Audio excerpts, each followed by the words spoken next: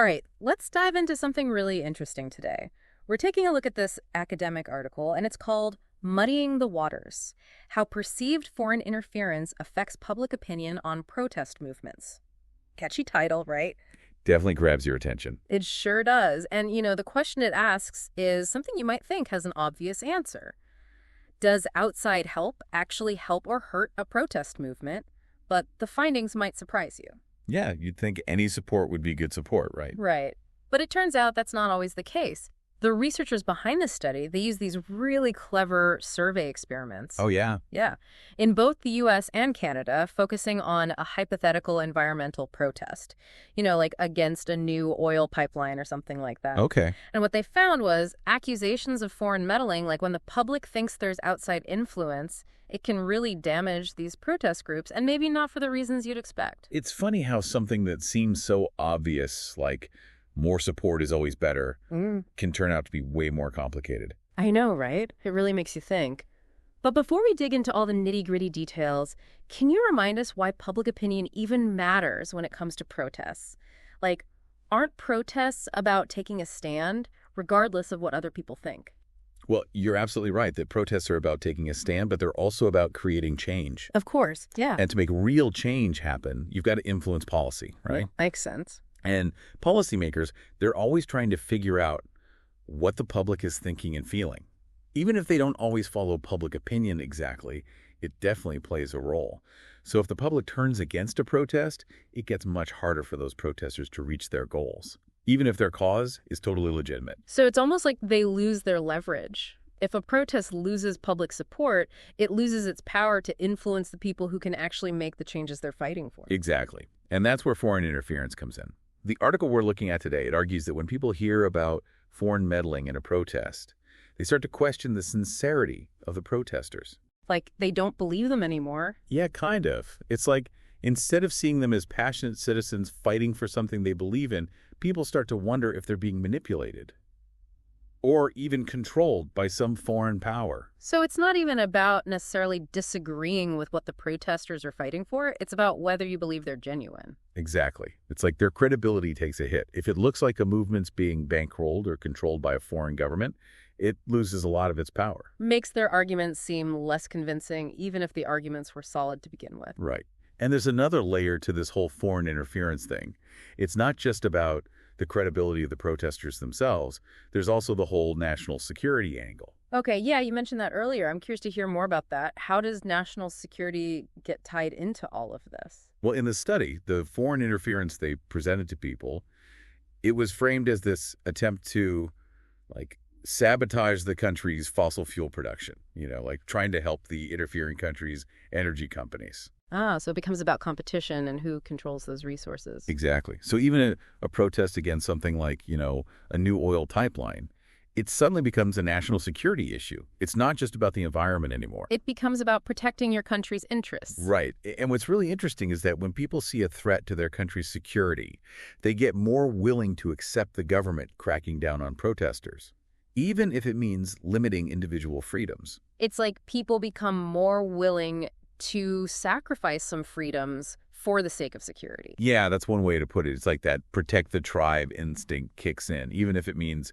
giving up some individual liberties along the way. But wouldn't you say that's a bit of an overreaction? Do people really see peaceful protesters as a legitimate threat to national security? It might seem extreme, but the research suggests that that's exactly what happens. Mm-hmm. And it's not just a hypothetical thing either. We've seen it in real-world situations where governments have used the whole national security argument to justify cracking down on dissent. Right, yeah. It's not that people are necessarily wrong to be concerned about national security. It's more about how that concern can be manipulated. You got it.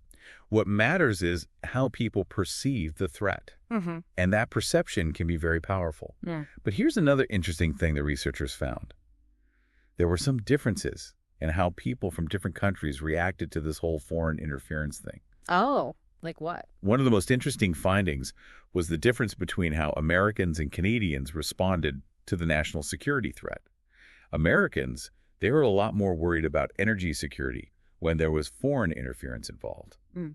But Canadians, not so much. They didn't seem nearly as bothered. Now, that's interesting. Any thoughts on why there might be that difference? Is it just a cultural thing, or could it be because of their different histories, or maybe their positions in the world, geopolitically speaking? Well, without more research, it's hard to say for sure, but there are a few possibilities. One theory is that it has to do with the U.S., being a global superpower. They've got a long history of being involved in conflicts all over the world. Right. So they might just be more sensitive to these kinds of perceived threats because they're used to being seen as a target. Like they've got that us versus them mentality a bit more ingrained in their national consciousness? Yeah, maybe. Canadians, on the other hand, they might have a different perspective, maybe a bit less reactive, a bit more nuanced. Makes sense. It'd be fascinating to dig into those cultural differences a bit more.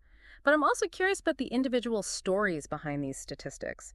Did the researchers get any insight into how people were actually thinking about all this? Like beyond just checking boxes on a survey? They did. In the Canadian survey, they included some open-ended questions where people could actually explain why they supported or opposed certain government actions. Oh, cool. What did they find? Well, what's really interesting is that when you compare the responses from people who are told about foreign interference to those who weren't, there's a huge shift in focus. So what were people focused on when there was no foreign interference involved? Were they more sympathetic to the protesters in those cases? When there was no mention of foreign interference, people's comments were mostly about legal stuff and the right to protest. Oh, okay. They'd say things like, unlawful actions shouldn't be tolerated, or this project was approved, they need to follow the rules. Very focused on the process and making sure things were done by the book. So it sounds like they were thinking about it from a legal perspective, almost like they were trying to be impartial judges. Right. But then, when you introduce the idea of foreign interference, bam, everything changes. Suddenly you see all these comments about treason, people talking about protecting Canada's sovereignty, and how the protesters are basically enemies of the state. Wow, talk about a complete 180. It's crazy how that one little piece of information can completely change the way people see the whole situation. It's no longer about the environment or following the rules. It's all about loyalty and national security. It's a good reminder that how we frame an issue can have a huge impact on how people react to it, even if the underlying facts don't really change that much. Totally agree. It really highlights how a single piece of information can totally reframe an issue. Like, even if it's just an accusation, it can completely change how people think. Absolutely. And we were talking about how the research found that this negative reaction to foreign interference, it's like super consistent. It doesn't really matter which country is supposedly doing the interfering. It's true. They tested that specifically, and the public reacted negatively no matter who it was. So wait, are you saying it doesn't even matter if it's a country that's generally seen as friendly or like aligned with the protesters' cause? You'd think it would, right? Yeah, you'd think it would make a difference. But it doesn't seem to. Whether it was like Saudi Arabia or Norway or Russia, people didn't like it. Wow, so it's not about the specific country, it's just the idea of foreign influence itself. It seems that way. Like there's this knee-jerk reaction, a big red flag that goes up. And it makes you wonder, would the results be different if the foreign support was public? Like, what if it wasn't hidden? That's a really interesting question. This study only looked at covert interference, stuff happening in the shadows. What if a foreign government just came right out and said, hey, we support this protest? And they gave their reasons, openly and honestly. Yeah, exactly. Would that change anything? Would people be less suspicious? Maybe if people felt like they weren't being tricked, they'd be more willing to listen. Possibly. Or maybe that stigma of foreign involvement is just too strong to overcome. It really makes you think about how transparency and communication play into all of this. Definitely. And it has big implications for how both governments and protest movements operate. Oh, yeah, I see what you mean. If a protest movement knows that accepting foreign help, even if it's totally legitimate, could backfire on them. Right, they might think twice about it. And on the other hand, if a government wants to crack down on a protest, they might be more likely to just throw out accusations of foreign interference, even without evidence. Because they know it works. It's a dangerous game. It really is. It highlights how important it is to be a critical thinker, especially these days when information can be so easily manipulated. Couldn't agree more. We need to look beyond the headlines and dig a little deeper. Absolutely. Speaking of digging deeper, you mentioned earlier that the study found some differences in how Americans and Canadians perceived the national security threat of foreign interference. Right, like how Americans were more worried about energy security in that environmental protest scenario. Yeah, why do you think that is? Well, we talked about how the U.S. being a global superpower might make them more sensitive to these kinds of threats. Right, like they're used to being a target. Exactly. Right. But there's another thing to consider. The U.S. relies heavily on fossil fuels. So any disruption to that supply could have a huge impact. A huge impact, economically and politically. So it makes sense they'd be concerned about anyone messing with their energy infrastructure. That's a good point. But what about Canada? They have a lot of oil, too, right? Why weren't they as worried? Well, Canada's energy mix is different from the U.S.'s. Mm-hmm. And they're also a big exporter of oil and gas. So maybe they see themselves as less vulnerable to manipulation. It's like they have more options, more flexibility. Precisely. Oh. And their history is different, too. They haven't been involved in as many international conflicts. Right. And they generally have a more collaborative approach to foreign policy. It seems like their national identity might be less about that us versus them mentality that we see in the U.S. Maybe they're just more open to cooperation, less suspicious of outsiders. It's complicated, for sure. But it shows how important context is when we're talking about these issues. Absolutely. What might seem like a huge threat in one country might not be seen that way in another. Exactly. We can't forget about those national differences. For sure. But, before we move on, I wanted to circle back to something you said earlier about how foreign interference doesn't just affect how people see the protesters, it also triggers those national security fears. Oh, right. Can you talk a little bit more about that? Like, how does that fear actually show up in how people think and act? Well, one of the big takeaways from the research is that when people feel like their national security is threatened, they're more likely to accept limits on individual freedoms. Wait, you're saying people are okay with giving up some of their rights in the name of security? It sounds strange, but yeah, it's almost like this primal instinct, When people feel threatened, they want to protect the group, even if it means sacrificing some individual liberties. It's like that saying, in times of war, the law falls silent. But we're not talking about war here, right? Right, we're talking about protests. Which are supposed to be, like, a fundamental part of a democracy. Exactly. And that's what makes this so unsettling. It suggests that even in democracies, the feeling of threat can undermine support for basic freedoms. That's a bit scary, honestly. It is. It shows how fragile those freedoms can be. It's like we're constantly trying to find that balance between security and freedom, individual rights versus the well-being of the whole group.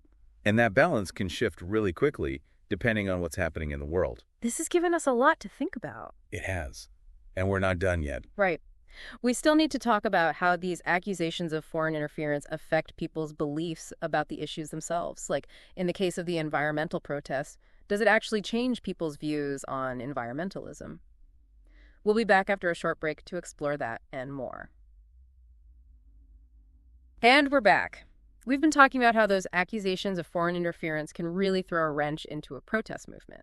But before we wrap up this deep dive, there's one more thing I want to unpack. Let's hear it. We've talked a lot about how this interference affects how people see the protesters, like if they see them as credible or not. But what about the issues themselves?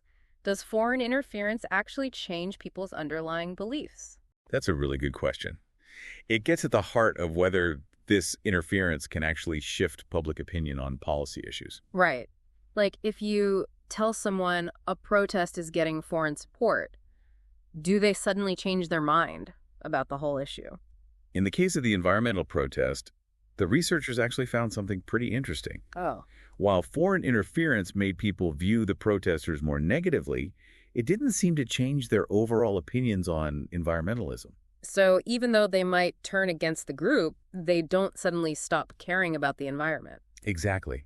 Their core beliefs about, say, protecting the planet stayed the same. That's a really important point, because it means foreign interference might not be as effective at shifting public opinion as some people think. Right. It's like people are able to separate their feelings about the group from their feelings about the issue itself. Okay, so it might damage the protest, but it doesn't necessarily change people's minds on the bigger issue.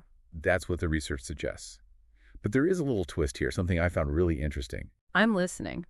The people who were already really environmentally conscious, like super into protecting the planet, they were actually harsher on the protesters when they learned about the foreign backing. So the people who cared the most about the environment were the ones who were most put off by the idea of foreign involvement, even if that involvement was supposed to help their cause. Yep.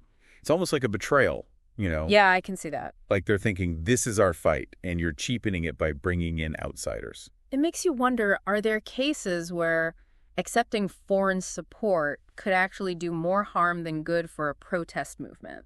That's a really good question. And I think this research suggests that, yeah, there probably are. It's a good reminder that even when something seems like it should be helpful, like getting more support for your cause, there can be unintended consequences. Absolutely. Well, this has been a fascinating deep dive. It's really made me think about how important it is to be aware of all the different factors that can influence public opinion. It's a complex issue, for sure. It really is. But I think the biggest takeaway for me is that we all need to be more critical thinkers. We can't just take things at face value. Agreed. We have to dig deeper, consider multiple perspectives, and be aware of our own biases. Well said. Thanks for joining us on this deep dive, and until next time, keep exploring, keep questioning, and as always, keep diving deep.